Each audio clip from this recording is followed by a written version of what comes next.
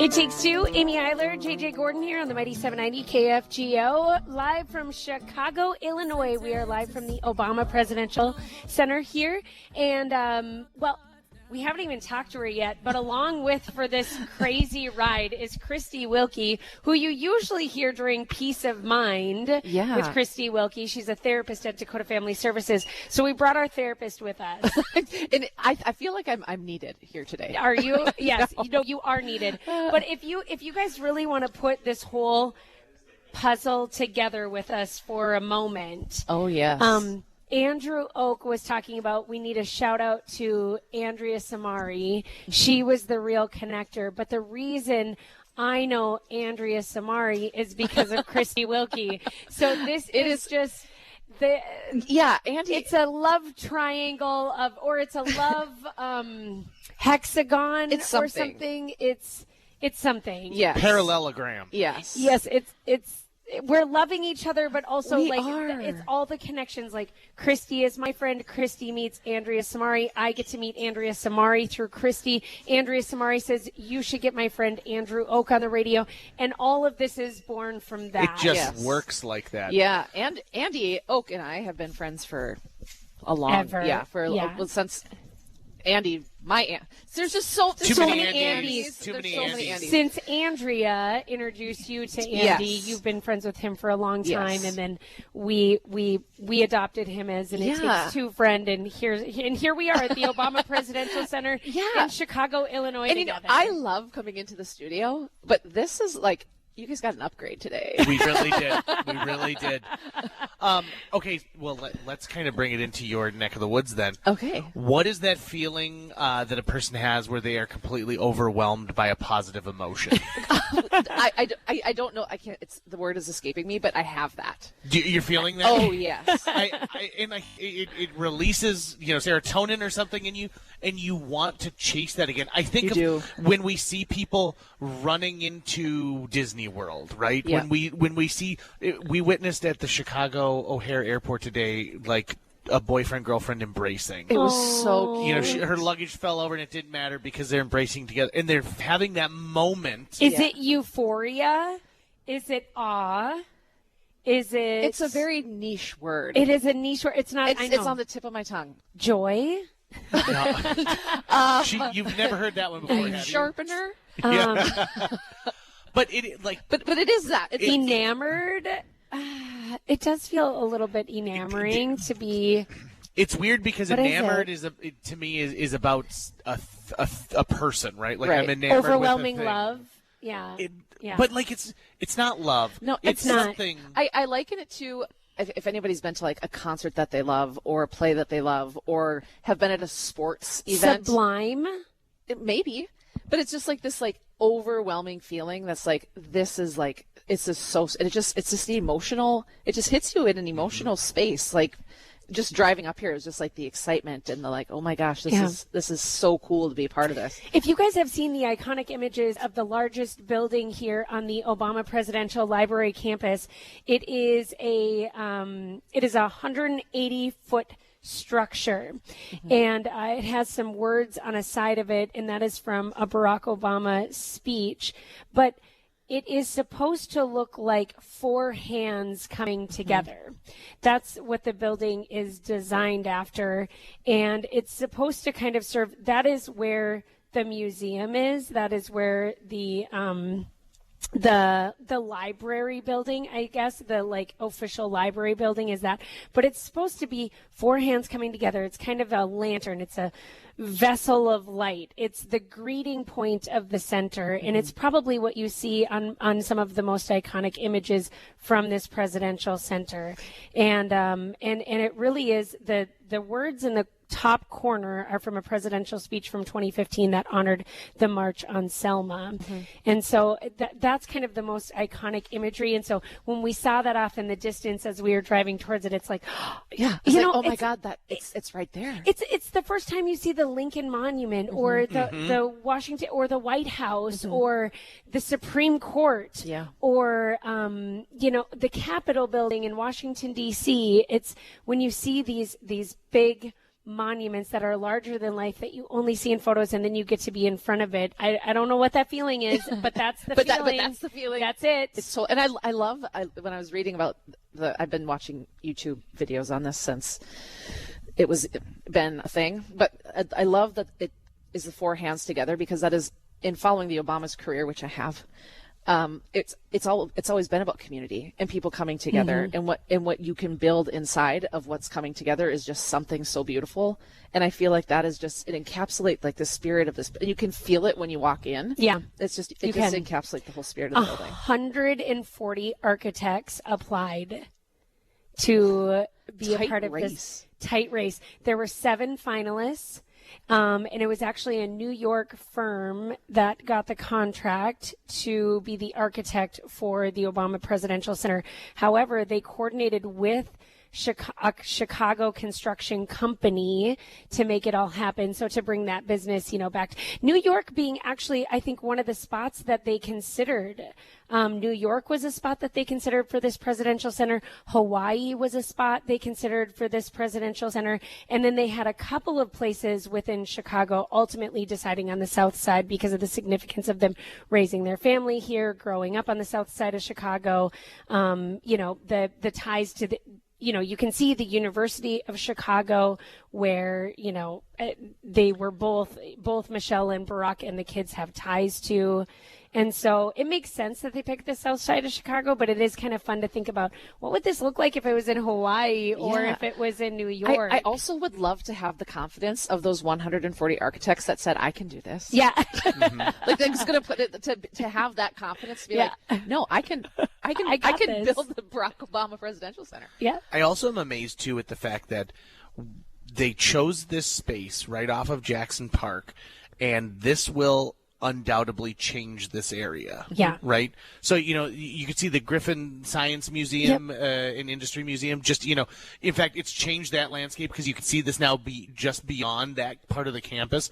But this will bring this new life. There, the new public library attached to this presidential center.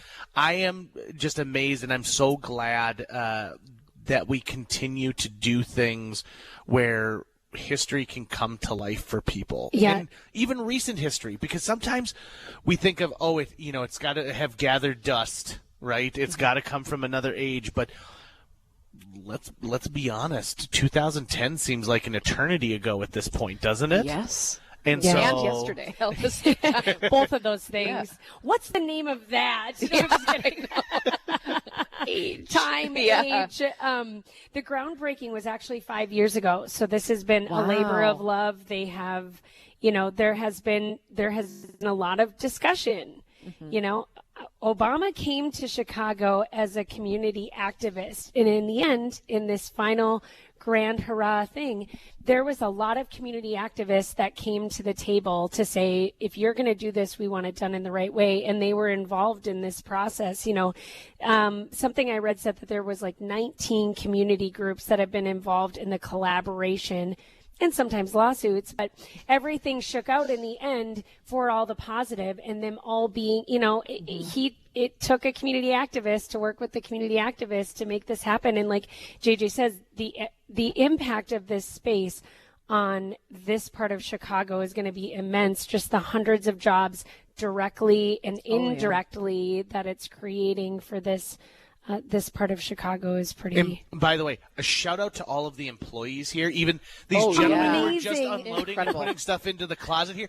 Everyone seems to be so excited to work here. Yeah. Even the security guards who are going through my bag and being like, "How's your day going? You doing good?" I'm like, "I am really great. Thank you so much for asking." What do we think about enraptured? Ooh, I like the word. Yeah, I like that. Enraptured, overjoyed, ecstatic, touched, moved. Moved is closer to it. Enraptured might be. That being said, to anyone who's also wondering, like, okay, well, this is what they're doing on Friday. What are they doing on Saturday? We're going to see Suffs again, everybody. Let me tell you what. No, okay. And we get to take Christy with us. We've talked about this on Peace of Mind. You guys made a claim that this was on par with Hamilton. Yes. Okay, so let us tell you, we have plans to go to the Museum of Broadcast Communications. Oh, yeah. The Radio Hall of Fame is existing there. We're going to visit that. Stay tuned. We're also They going also have a to Johnny see... Carson exhibit there? Yeah. Just really excited about that. We're going to see Stuffs the Musical. Mm-hmm. So excited. We're going to have a little bit of time at Second City. We're going to take in some comedy. I'm going to eat so much beef. You guys are going to be impressed at how many steaks I eat. And concerned. Yes, a little bit of both. A little bit of both. Okay. What's the word for that? Okay. Be like, listen, bring out a sausage plate, bring out some steak bites, and then I'll look at a menu and think about what I'm going to order. Yeah. Okay, guys? I also think everybody should come to Chicago with JJ one time because it is a historical education sort of moment. You say that you could now, be a tourist guide. You're gonna be so annoyed like later today and be like, I get it. Ferris Bueller's Day Off took place here. Enough. Yeah, you like it now. You just haven't been here long enough. This is It Takes Two. Amy Iler, JJ Gordon, Christy Wilkie is along for the ride. Andrew Oak, the First Ladies man, is here as well as we wrap up the final half hour live from Chicago, Illinois at the Barack Obama Presidential Center. There's a woman named Julie Taymor who directed Lion King for Broadway. Wait, hold on. Hold that thought. Yeah. Hold the Lion King thought. Uh-huh. Abby Miller is producing our show right now. Oh, my God, And what? And she was pulling songs from Barack Obama's favorite list to bump us in and out. Was this on his latest favorites playlist? This is Chappell Roan the Giver. This was on his 2025. And Can I also... Beyonce, I played at hers earlier. Right. Texas Hold'em. I think a fun fact. That one was 24. Yes. Does Hamilton become as successful as it is if Barack Obama didn't share loving this, listening to it, right, and made it like part of his Spotify playlist? Going back to like the answer to that is absolutely not, and it goes back to I think Amy, I might have just stepped on you about what they influence whether you like them or not. I'm going to go back to when I was talking about Edith Wilson and the separate story. Edith Wilson was our first unofficial female president. The secret president, right? Secret is the moniker they've given her? President Wilson had a stroke. Mrs. Wilson didn't let anything get to him as to what his ability to decipher, determine, or make any kind of decisions on anything is left to the ages because no one was there, no one was in the room. But Mrs. Wilson didn't let anyone in his room for months and months and months, and no one in the country or the world knew. And she dictated, and I've seen documents that support she was making decisions that she maybe shouldn't have made, and they should have given it to a vice president. Anyway, the point of this is that President Wilson at that time received letters. I've read these letters as well. One man said, I didn't vote for the president, but no one should suffer. They said he had migraines and exhaustion and dehydration after World War I, and he just needed to rest. And everyone was like, yeah, let the guy rest, man. World War I was a tough gig, and they were right. But, if in today's, that wouldn't fly. But they said, I didn't vote for the man, but that's no reason that he should suffer. And my wife is a masseuse. I could send her up to the White House, and she could massage his head for the headache. Someone else said that, that they didn't vote for him, but they wanted to send the church choir up to sing to him if it would relax him, whatever. Like, these people are a part of our world and our pop culture, whether they want to be, whether we recognize them, whether we vote for them or not. And these trends and things that they listen to, even subconsciously, if they mention it, they are setting examples, good, bad, and otherwise, when their time in this position, both the men and the women, the presidents and the first ladies. And I would even say post-presidencies now. Like more so than ever, even right? More. Because you're granted now that new level of freedom of being able to go on and, start a Netflix series of some kind or, do those other pieces. Okay, Julie Taymor directs The Lion King on Broadway. And Julie Taymor has a great piece in this documentary about Broadway and the creation of that show, which was they were talking about doing it all in puppetry, and she really fought to have human beings present on stage with these costume pieces, and then some parts of it puppetry. And she goes, the most important part to her was to cast a black king and to make sure that Simba and Mufasa and these characters were black actors so that when an audience comes to see it, they're seeing the story of the Lion King, but to a part of the population that had felt like it had been marginalized and had never seen something like that on stage, they were now able to see a black king. I see so many people walking through the Barack Obama Presidential Center today and being able to celebrate the first black president of the United States. And it is incredibly moving, and I can see it in the people who are walking around here. And I can see it in those people who had wondered if there was ever a possibility that they could be president one day. And this Presidential Center exists to prove that no matter who you are, you can be the president of the United States. And I love that message of hope. I think it still continues to this day. And I'm excited to go through the museum. And I would also like to say, too, so the next time tickets become available, by the way, it's the second Wednesday of every month, right before we do Seat Yourself on It That's Takes how Two. you can remember it. At 10 a.m., they release new sets of tickets. So you found the crack in the matrix. I found exactly, the crack in the right? matrix, yeah. Now, the downside of that is that this website is just absolute. It is like the Rolling Stones are coming, Right. in one last concert. Did you also And- know that on Tuesdays, The Illinois Free Days, if you're you're an Illinois resident, it's free to attend the museum? but you still have to reserve online in Yeah. advance, and proof Yeah. of residency is required, which makes sense, right? So many bands have done this over time. I'm a huge U2 fan, and when the Zoo TV tour came out, I read in Rolling Stone or NME or something that if you go to the venue an hour before the show, they will release an extra 5,000 tickets because everything was selling out like crazy. My buddy and I drove from College Park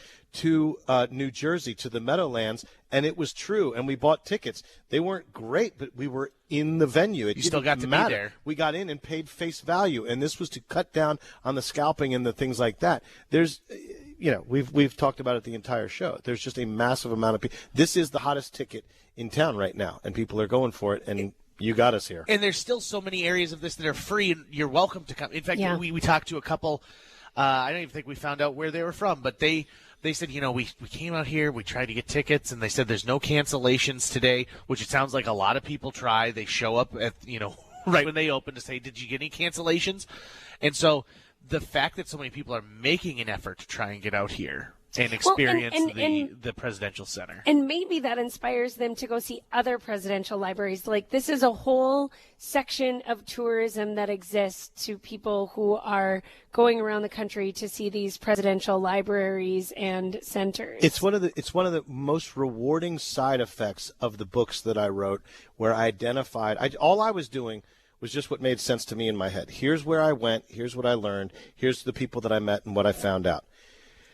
People who have read the books or come to my speeches, things like that, say, I didn't know this First Lady existed.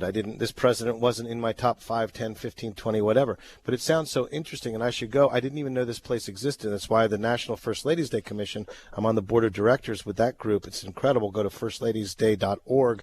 We have created a National Historic First Ladies Trail, and this is going to designate and show, and it's listed on the trail page on the website of all of these places, because when people read these books, and the idea came from people coming to my speeches and saying, hey, did you know I went to this place? I never even knew it existed. And these places are hanging on by a thread, presidential history of these places, because they don't have the federal funding, they don't have the regular attendance of people, they're tiny, they're in small towns. Calvin Coolidge, Plymouth Notch, Vermont. I mean, you don't even get cell service out there. Maybe you do now, but it wasn't when I was there. It just drops off. And so your GPS, you're kind of out there stuck in the middle of Vermont, which is a wonderful place to be stuck in. But the point being that these people are learning about this and reading about this and then going to these places. And you come to a place like this and you're like, oh, my gosh, yeah, every president has a library and I should go to this. And now that we see more of these first ladies represented in more of these things, and you mentioned first, I mean, there will never be another first black first lady, a first African-American first lady. Yes. I covered the first Obama inauguration for Sky News. It was remarkable. Inaugurations are remarkable. I'm going to them my whole life practically, live in D.C. But a man that we interviewed came up and he said, I wish my mother was alive, my grandmother alive, like they wouldn't believe that I'm here watching someone that looks like me be elected president. And it's powerful. And it's powerful when someone says, I spent money that I don't have to get here to watch this because I wouldn't believe. It gets me choked up very sincerely just to think, because you want everyone to be represented. You want everyone to have a say. You want things to be fair. We've been trying for our entire existence, and it isn't fair. And the system is, rigged in different directions for different people for different reasons. But when you have that glimmer of hope, and when little girls look up and see, and then they think like president one day, that's where the next word we get to, in that we the people. All of us here that can be represented and do things and do good things for good people just because we're humans. This is It Takes Two. That's Andrew Oak. You can find him at firstladiesman.com. That's where you can buy his book or watch his journey or listen. I mean, you can listen to him. There's lots of videos. You guys are pictures. up there. Every interview we've done. Yeah, babe. Go to the video page. Yeah, there you go. You can go see us or listen to us in our other conversations, but keep it tuned here. We were just talking on the break. This is It Takes Two. Amy Iler, JJ Gordon, our therapist, Christy Wilkie, is with us today as well. And Andrew Oak, the First Ladies man.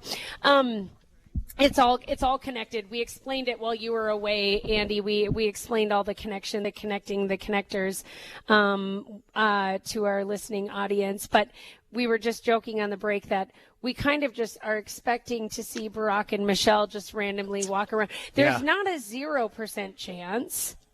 I mean, it's not a lot higher than that, but we thought there was a 0% chance of just being here. I was going to say, I like everything about this shouldn't have happened, and yet here it is. So I'm actually kind of going to be disappointed if I don't get to hug Michelle Obama before the end of the day. Come on, Amy, get on it, make it happen. I think Andy's ready for for President Obama to walk in here and be like, would you mind helping me move these boxes upstairs real quick? And the answer would be yes, sir.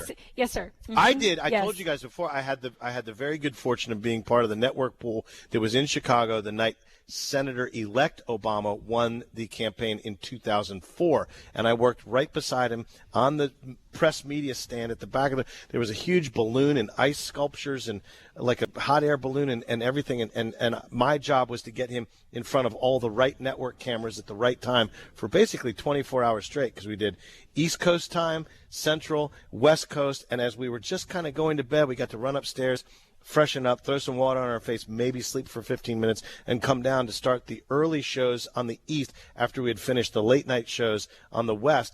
And Guy could not have been cooler. Couldn't have been. Of course, he won, so he's in a good mood. I mean, that's better than being in the losing camp. But it was literally like him and me walking up and down the press riser in the back, and we had an absolute blast. So I would love to run into him and remind him of that night and show him the picture that we took together. Andy? It'll happen. It's been a while. Yo, Oakster, Andy, yo. Can I call you High Oakster five. from Hey, now want to on? go? Of course. Yeah. Want to go out and play some horse on the basketball court? Barry and I go back. Yeah. I mean, my wife, whenever she needs to uplift her mood, watches the video of him like sinking that shot and just doing the like brush off and walking off the court. Yeah, she goes, "This incredible. is what inspires me. Yeah, this is the moment that I need." There's some swag for sure. So I watch him sing Al Green. Oh yeah. Yeah. That's what. Whenever I'm love that. Yeah, it's fantastic. I also love that the image of him with the kid who's dressed as Spider-Man.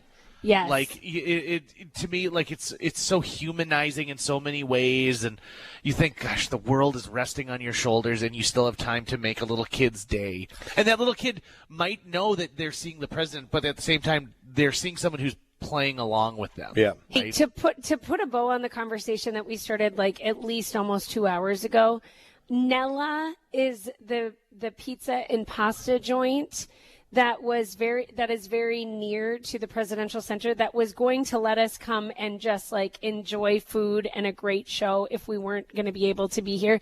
So shout out to Nella. There's a lot of cool little spots around this area of Chicago. Ella. Where Naples meets Chicago. Yeah. That's what they say. Mm-hmm. That's what they say. Is that where you're always looking for the place that ties Naples to where you're at? It's the Naples of Baltimore. I finally found it. If Fargo, the quest is over. There's a Fargo meets Chicago. Meets Shadyside, where I technically live. Okay. Someone get their Indiana Jones map of where the plane flies. Are we going to travel by map then? Yeah. Hey, this has nothing to do with Chicago, but of course, how is the Francis Scott Key Bridge project coming along? Oh, that is a random question. I had the good fortune of never traveling up that way or going through that, but I spent COVID on the bay on my friend's boat. It was remarkable. We went up, down, over, across. So we've been all around that area. Just tragic and horrible, the accident that happened and the inconvenience beyond the tragedy of what happens and the money and the unnecessary, the blah, blah, blah. I don't know. I don't know if they've put like I feel hammer weird to nail to anchor to where it's kind of disappeared. The news cycle is so weird these days, and it just goes second to second to second to second. Right. We forget about so much that was just so monumentous when nothing else was going on. I forgot about that until JJ said it. And Me I'm too. Like, oh yeah. I did recently ask someone who's up that way, and they said that it's still a pain in the neck. It's still an inconvenience. Nothing's really happened, and people are still having to navigate and drive around. It messes up everyone's commute and lifestyles. I was thinking because the only time I've ever been on the Francis Scott Key Bridge is when I was with bus after bus after bus of veterans on the honor flight. Oh, I've done an honor flight. And those are incredible. It was amazing. And I just So thought cool. to myself, like, oh, my goodness. It was just months after, I think, one of Joel's visits. And you think to yourself how this is going to just completely change the way people get around out there. Yeah, Okay. it's weird. We need to just wrap up and say The doors open on the right at California, which is my impression of the Chicago Transit Authority's voice. How'd I do? You're on a Blue Line train to Forest Park. Yeah. That's nice. Doors open on JJ? the right. It's actually at getting California. better the longer you go. It's Yeah. getting better, actually. Okay. I'll work on it. JJ, thank you for that. I appreciate it. It's wonderful to have you here at my museum today, and we look forward to showing you around a little bit later. How about if I go even deeper? Duh, Bears. Duh, Bears. Well, JJ. Andy Oak is Sincerely. the first ladies' man. You've heard him on our show so many times. It's amazing you. to meet you in person. Thank man. you for having me. Thank I'm you. here This because has of been you guys. incredible. It's This has been amazing. incredible, and the incredible doesn't stop because we're taking our tour in 2 hours from now. But a big shout out to absolutely everybody who said these people are okay. You can let them in to the Presidential Center here in Chicago. Thank you. A big, wonderful, big thank you to and a Chippers thank you from Carol Woodman to everybody at the Barack Obama Presidential Center who made this possible. What a dream. Yeah, stay tuned to the KFGO Facebook page, too. Yeah. We'll be uploading some photos and experiences that we're having along the way, too. And, hey, Chicago, we're excited to be here for the weekend. We're excited. We're going to have some fun.